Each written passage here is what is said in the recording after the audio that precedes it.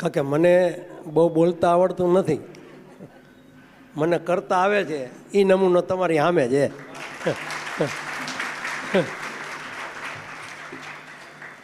ઉત્તમ, પહેલી વાત તો મેં હમણાં ભાઈને વાત કરી કે એ 22 વર્ષનો થયો, એને રોતા નથી આવડતું. એ રોયો જ નથી ને એને રોતા આવડતું જ નથી. અને એ ગમે એની નકલ કરી લે ગાયનમાં.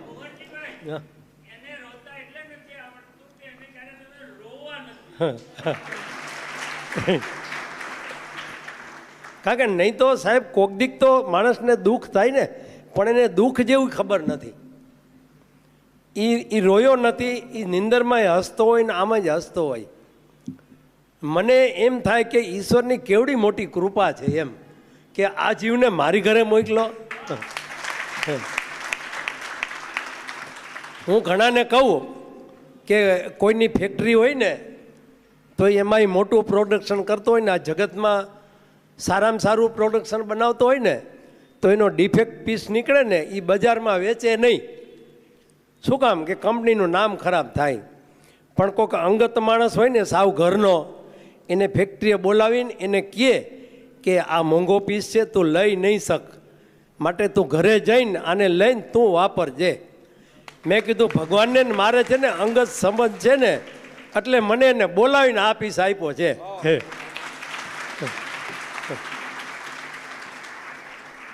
એટલે મેં હજી આવડો થયો એ 22 વર્ષનો, ભગવાનને માનસિક પણ ફરિયાદ નથી કરી તે આવો કેમ મોકલો હોય.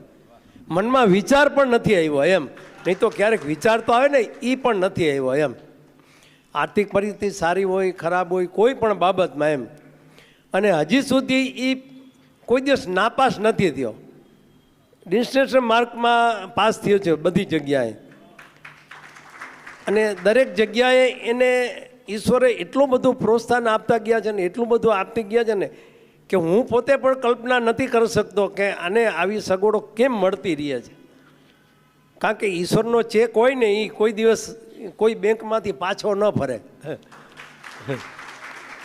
કારણ કે એને અગાઉ બધું મોકલી દીધો. આના ઓપરેશનો કરવા હતા ત્યારે વિચાર કરતો તો કેમ કરવા. એક ઓપરેશન 4-4 કલાક હાલે. અને આ બધું હોય ને 4-4 કલાક ઓપરેશન ચાલે. એકવાર તો એવું થયું ને, નાકનું ઓપરેશન કરતો ને ત્યારે ડૉક્ટર અંદરથી પાછા આવ્યા. મને કીધું કે, કારણ કે હિન્દુસ્તાનના મોટા ડૉક્ટર ગોલોરિયા હતા, એને મને કીધું કે એ કુંવરભાઈ इसमें तो बहुत तकलीफ है. મેં ક્યાં હે? તો કે इसमें तो છે જ નહીં, આપણે હાડકું હોય ને એમાં हड्डी एक इसमें तो हड्डी नहीं है. मैं तो अभी क्या करने पड़ा, इसमें होल करना पड़ेगा. मैं कैसे करेगा? तो कि ड्रिल से करना पड़ेगा. मैं तो कर लो, मेरा काम नहीं है. એટલે એને ચાલુ ઓપરેશને હોલ કર્યા. અને એ આવડો થયો ને, પણ એને કોઈ દિવસ એમ નથી કીધું કે મને નહીં આવડે એમ. એનામાં કોઈ દિવસ નેગેટિવ પોઈન્ટ આવ્યો જ નથી. તમે ગમે શીખડાવો શીખી લે, ગમે શીખડાવો શીખી લે, ગમે શીખડાવો શીખી લે. એને ગીતાજી આખી 4.5 વર્ષની ઉંમરે આવડી ગઈ હતી. અને અત્યારે ગીતાજી એવી કરે છે ને, તમે 18:5 બોલો એટલે શ્લોક બોલી જાય, 17:2 બોલો એટલે બોલી જાય, એક શબ્દ બોલો એટલે શ્લોક બોલી જાય. આખી ગીતાજીમાંથી વચ્ચેથી એક શબ્દ બોલો ને તોય તમને કહી દે આટલામો અધ્યાય, આટલામો શ્લોક, આટલામો ચરણ ને આટલામો શબ્દ. એમાં પાછી 1 સેકન્ડની વાર ન લાગે એમ. એને ગીતાજી મોઢે છે, નારદ ભક્તિ સૂત્ર, યોગ સૂત્ર, બ્રહ્મસૂત્ર, અષ્ટાધ્યાય, એના 4000 સૂત્ર છે. એ 4000 મોઢે, 11 ઉપનિષદો મોઢે. એને શ્લોકો તો એટલા મોઢે હશે ને એની કોઈ કલ્પના બહાર. એને કેસેટો મોઢે છે. પણ એ કેમ કરી લે છે એ તો ઈશ્વરની કૃપા છે, પણ કરી લે છે બધું. તારે શું કેવું છે? નમસ્કાર મિત્રો. હું ઉત્તમ મારું.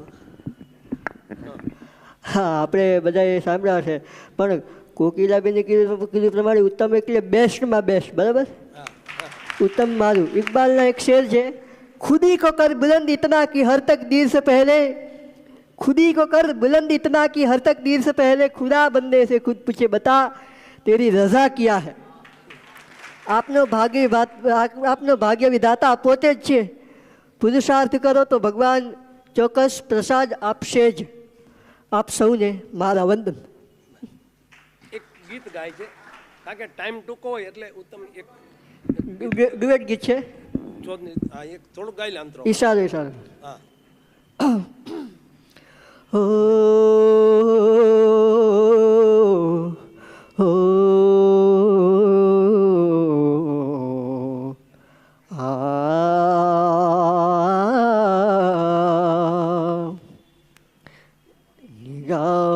निगाहों में जादू चलाना मेरी जान सीखा है तुमने यहाँ से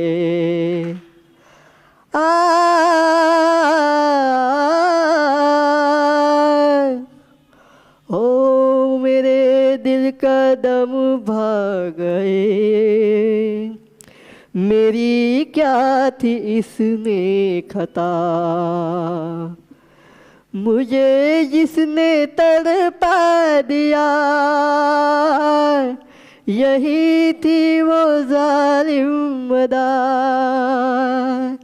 यही थी वो जालिम अदा ये राजा की बातें ये मजनू के किस्से अलग तो नहीं है मेरी दास्ता से निगाहों निगाहों में जादू चलाना मेरी जान सीखा है तुमने जहाँ से थैंक यू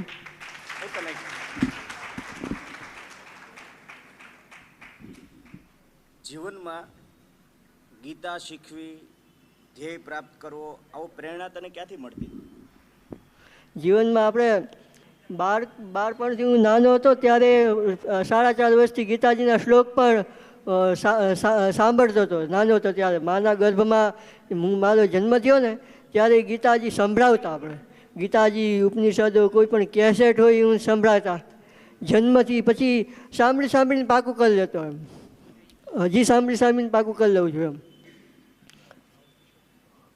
ક્યારેય ભગવાન માટે ફરિયાદ કરી ના ના ભગવાન માટે ફરિયાદ નહોતી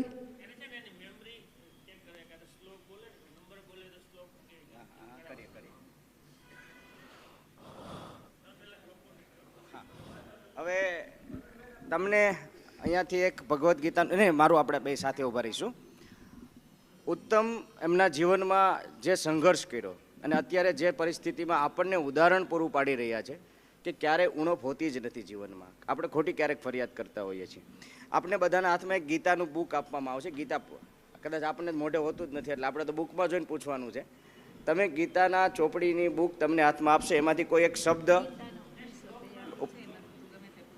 હો ને આપણે પ્રયત્ન કરશું તો ભવાનભાઈ તમે કંઈ પહેલાં બુકનું નામ કહેશો ઉપનિષદ છે ને તમારી પાસે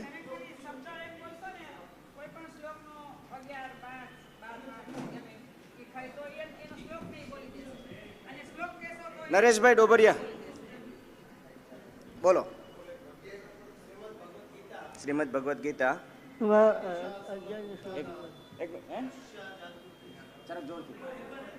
નજીક આવી જાઓ या निशा सर्वभूतानां दस्यां जागर्ति संयमी यस्यां जागृति भूतानि सा निशा पश्यतो मुनेः ભગવદ્ ગીતા બીજો અધ્યાય અને 69મો શ્લોક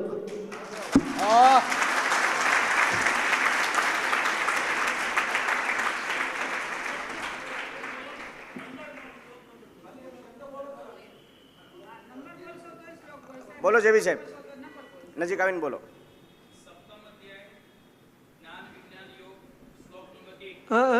સપ્તમ અધ્યાય કેટલામો શ્લોક કેટલામો શ્લોક પહેલો મય્યા શક્તમના પાર્થ યોગં યુંજન્મદાશ્રયઃ સંશયં સમગ્રં મામ યથા જ્ઞાસ્યસि તત્શૃણુ બહેનોમાંથી કોઈ એક જયશ્રી બેન લો હા ભગવદ્ ગીતામાંથી અધ્યાય 10 શ્લોક નંબર 36 નંબરનો 8મો અધ્યાય શ્લોક 10મો અધ્યાય શ્લોક નંબર 36 દ્યુતમ છલયતામસ્મિ તેજસ્તેજસ્વિનામહં જયોસ્મિગ્ધવસાયોસ્મિ સત્વં સત્વવતામહં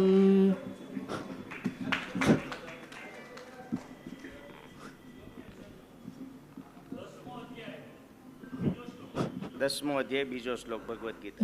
નમે વિદુસ્સુરગણાસ્ત્રભવન્નમ હર્ષયઃ અહમાદિર્હિ દેવાનાં મહર્ષીણાંચ સર્વશઃ. સાહેબ હવે આપણને શરમ થાય છે. એને વચ્ચેથી શબ્દ બોલશે ને વચ્ચેથી હા, તોય કહી દેશે. કોઈ પણ વચ્ચેથી એક શબ્દ બોલો, શ્લોકમાંથી કોઈ એક વચ્ચેથી શબ્દ બોલો. વચ્ચેથી હો. અશ્વિનભાઈ હવે લાસ્ટ. હા, બોલો જયશ્રીભાઈ. હા, વયે ઉમન આદર્શ્વ. મય્યે વમન આધત્સ્વ. એ છે 12:8, 12માં જઈને 8મો શ્લોક.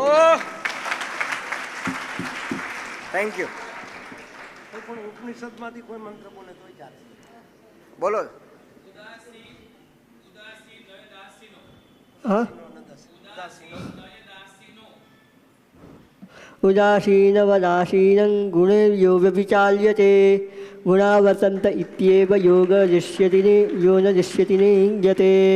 એ છે 14માં જઈને 23મો શ્લોક. Thank you. હવે અમારી એવી અપેક્ષા છે ઉત્તમ કે તું ખૂબ સારું ગાય છે અને મને એ પણ વિશ્વાસ છે કે કોઈ પણ પુરુષ સિંગરનો અવાજ તું તારા ગળામાંથી કાઢી શકે છે. તો અમે આશા રાખીએ કે કોઈ એક નારાયણ સ્વામી અમને સાંભળવા મળે. નારાયણ સ્વામીનું એક ભજન નારાયણ સ્વામીના અવાજમાં. જે આવડે. શંભુ શરણે પડી માંગુ ઘડીએ ઘડી કષ્ટ કાપો દયાકારી શિવ દર્શન આપો. તમે ભક્તોના ભય હરનારા શુભ સૌનું સદા કરનારા. હું તો મંદમતી તારી અકળ ગતિ કષ્ટ કાપો દયાકારી શિવ દર્શન આપો. આમ તો ગણાય છે. Thank you.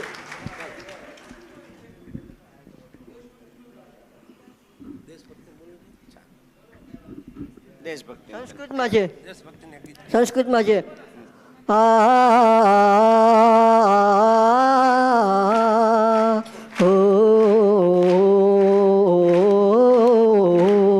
મમ દેશ ધરેયમ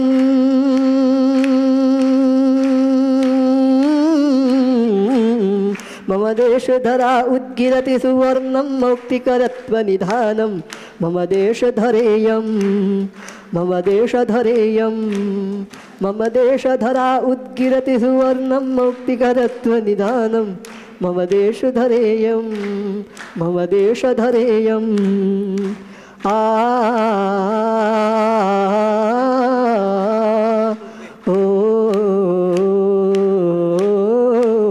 हिंदी बैलों के गले में जब घुंघरू जीवन का राग सुनाते हैं, जीवन का राग सुनाते हैं, गम को से दूर हो जाता है, खुशियों के कमल मुस्काते हैं, खुशियों के कमल मुस्काते हैं. हो